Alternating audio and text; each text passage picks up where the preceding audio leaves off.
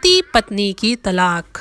पत्नी ने ना जाने क्या किया था कि पति ने उसे एक के बाद एक कई थप्पड़ जड़ दिए। हमेशा हर सिचुएशन को शांति से हैंडल करने वाली पत्नी भी इस बार इतनी अशांत हो उठी कि उसने अपनी चप्पल ही निकालकर पति की ओर दे फेंकी।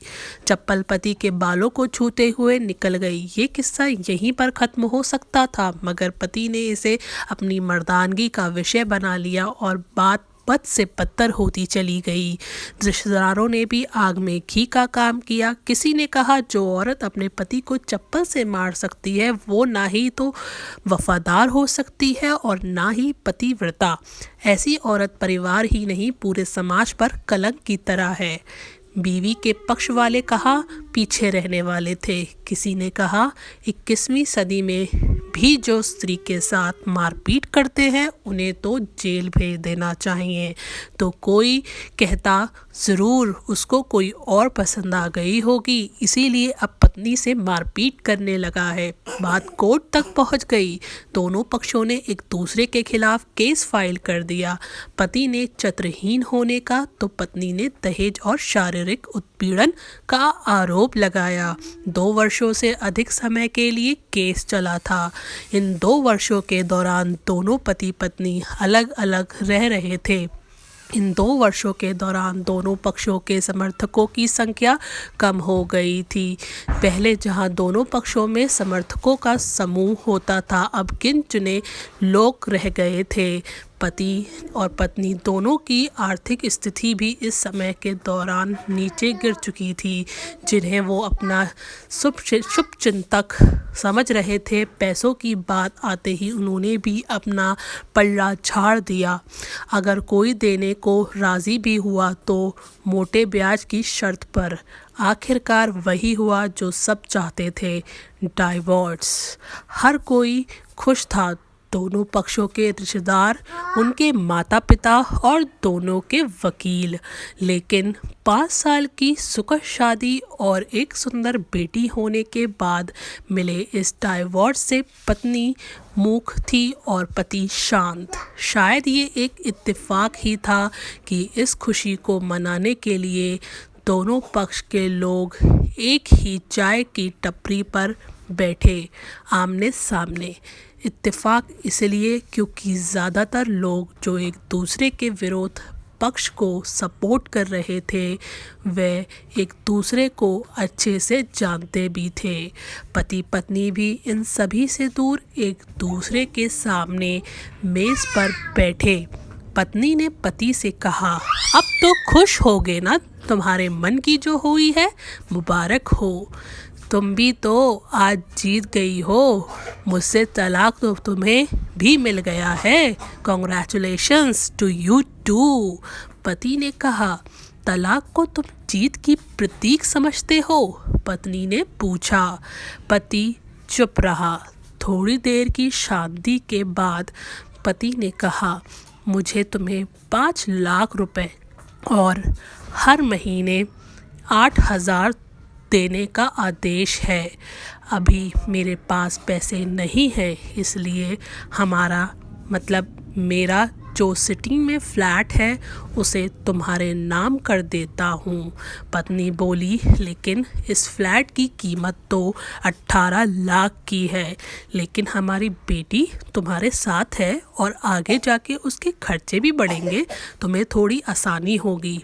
पति ने कहा, नहीं, मुझे सिर्फ 5 लाख ही देना है और तुम हर महीने 1,000 तो देने ही वाले हो, मैं मैनेज कर लूँगी। अगर 5 लाख नहीं है तब भी कोई बात नहीं, पत्नी बोली। दोनों फिर से शांत हो गए।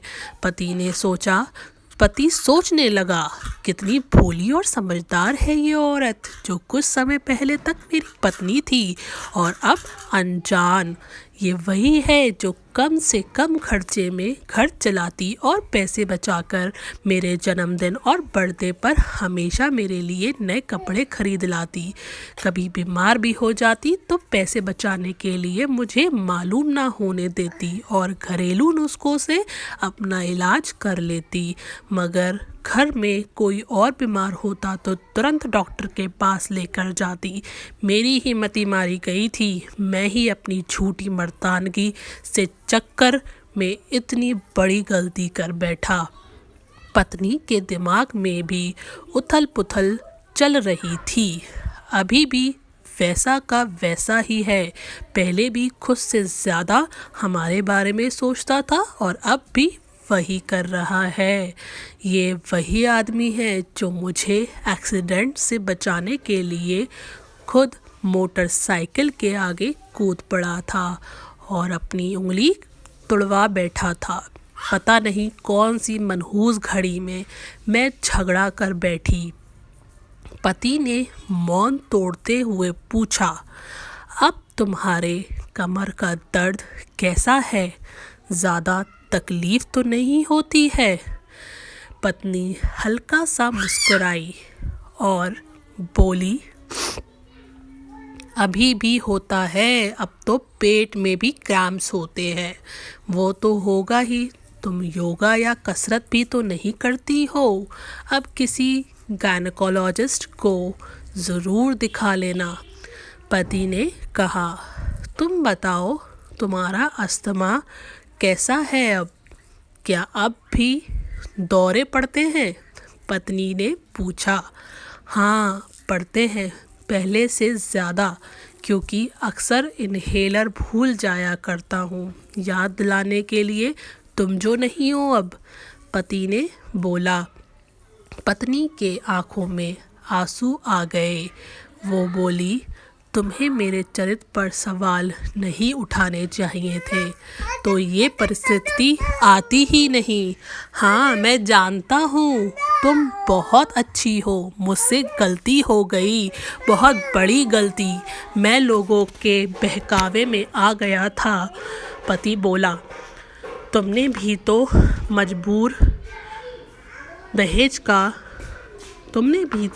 पर दहेज का इल्ज़ाम लगाया था।